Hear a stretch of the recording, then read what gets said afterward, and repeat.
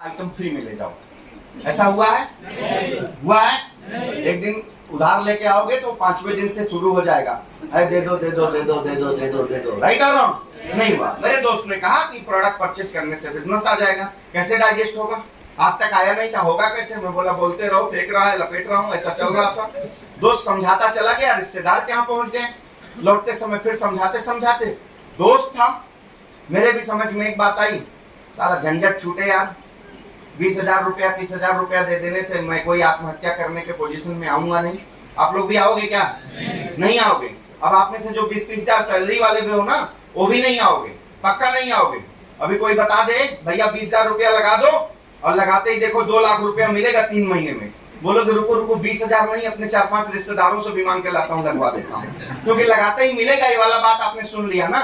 आसान रास्ता सबको समझ में आता है, जहाँ पे आदमी फंसता ही और कुछ होता नहीं है ना, तो हो जाता है सबके पास। सही चीज जल्दी समझ में नहीं आती है। उसका भी उदाहरण आपको देता हूँ। डी फॉर दूध एंड डी फॉर, हाँ सबको मालूम है, मुझे मालूम है। शाम का वक्त है, अगर मैं झूठ बोलूं तो मुझे 20 जूते मारना। चले जाओ इसी एरिया में, चाहे जहां, अगर आजू बाजू में दूध और दोनों डी का दुकान आजू बाजू में हो, ज्यादा भीड़ कहाँ पे होगी मुझे बता देना, है ना। दूध आपके घर चल के आता है, वहां लोग लाइन लगाते हैं। 3 दिन पहले की बात बता रहा हूँ, घोड़बंदर रोड ईरानदानी में मैंने अपनी गाड़ी पार्क की एक जगह, और मैं एक बुके लेने के लिए चला गया, फ्लावर प्रोमोजी, फूल लेने के लिए चला गया। आया लौट करके तो एक भाई साहब रिक्शा लगा करके गायब थे, और मैं इधर उधर देख रहा हूँ। बोला कहाँ गया ये आदमी यार? तब तक उसमें बैठी उनकी बाइक को, बोलती काय झाला? बोला नहीं कुछ नहीं झाला, हे कुठे गेला? तो बोले बाहर मध्ये गेला। बोला बाहर मध्ये गेला? तो उधर से, तो वो आदमी लाइन में, उधर देखा मैं 10-12 लोगों की लाइन थी, तो मैं बोला अभी आदमी आज की डेट में इससे बड़ा संसा कोई है नहीं, इससे भिड़ो मत, खड़े रहो 2 मिनट। तब तक वो आया, बोलता काय झाला? ना कुछ नहीं झाला, सब चांगला आहे। अरे मी हटवतो ना, नाही साहेब तुम्ही आराम। मैं बोला तुम्ही बसा का रिक्शा मध्ये, मी धक्का देतो, टेंशन है ना, समझ रहे हैं ना। देखिए क्या चक्कर है वहां पर, राइट। उसको लेने के लिए 10 के लाइन में व्यक्ति दिन भर की कमाई लगा करके जाता है, उससे कोई फायदा मिलता है क्या? नहीं मिलता है ना, लेकिन जाता है। और दूध वाला सवेरे आपके घर पहुंचा के जाता है, दूध वाला भैया। राइट और रॉन्ग? तो अच्छी चीजें जल्दी समझ में नहीं आती, लेकिन एक बार समझ में आ गई तो जिंदगी बिना बदले नहीं जाती। इसको याद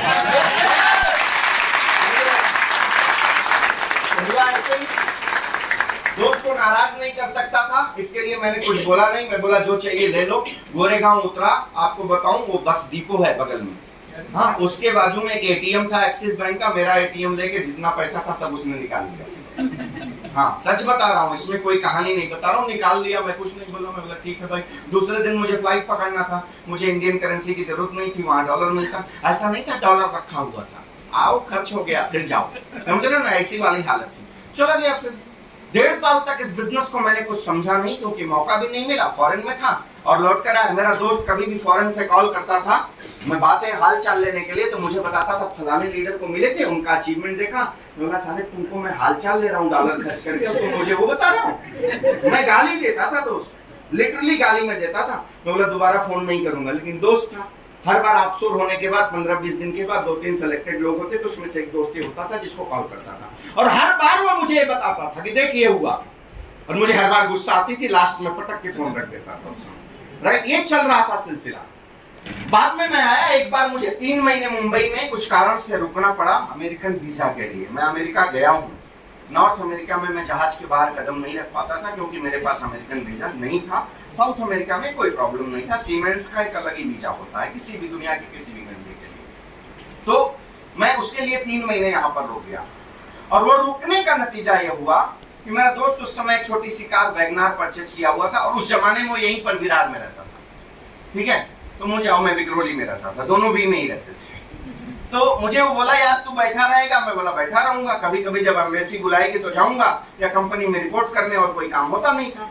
तो बोला कि बैठा ही रहेगा तो चल मस्त घूमेंगे, मैं कार लेके आता हूँ। मैं बोला मुझे क्या प्रॉब्लम है, एसी चलेगी, गाने बजाएंगे, मस्त एंजॉय करेंगे, दिक्कत क्या है? बोला लेकिन एक शर्त है। मैंने बोला क्या? बोला दिन में मेरा काम करूंगा और शाम को एंजॉय करेंगे, घूमेंगे, कहीं बैठेंगे, मजा करेंगे। हमने कहा ठीक है, मेरे लिए तो दोनों घूमना हुआ। और उस घूमने के चक्कर में आपको शॉर्टकट में बता देता हूँ, कुछ प्रोग्राम्स में जाना शुरू किया हुआ। मुंबई की तब असली गलियों को मैंने देखा कि एक आदमी जाए तो दूसरा निकल नहीं सकता है। मैं ऐसी ऐसी जगह पर गया जहां पर बैठने की जगह 10 लोगों की और बैठे रहते थे 30 लोग, और हर व्यक्ति मोटिवेटेड और एक्साइटेड होता था। हर व्यक्ति के अंदर कुछ कर गुजरने की तमन्ना होती थी।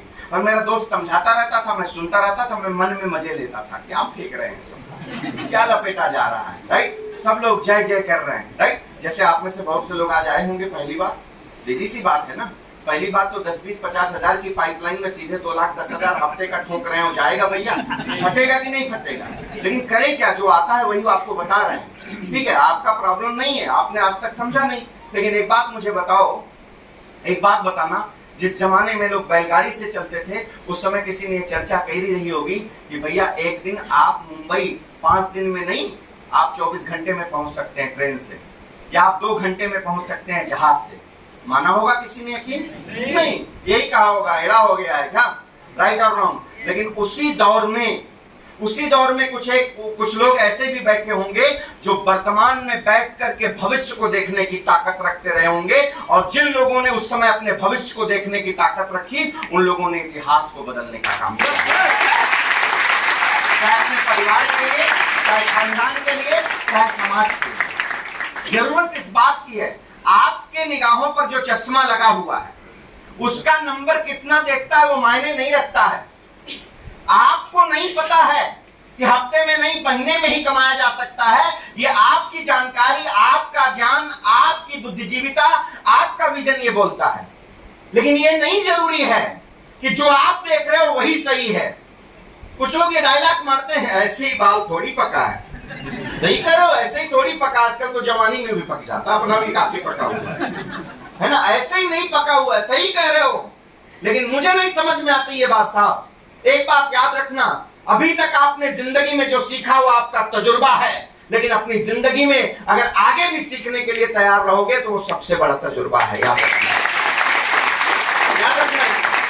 ये जरूरी नहीं कि आप जो अपनी निगाहों से देख रहे हो वही सही है। आपको अपने इसका नंबर चेंज करना पड़ेगा। ये बदलते युग का बिजनेस है दोस्त, दैट इज अ रेवोल्यूशन।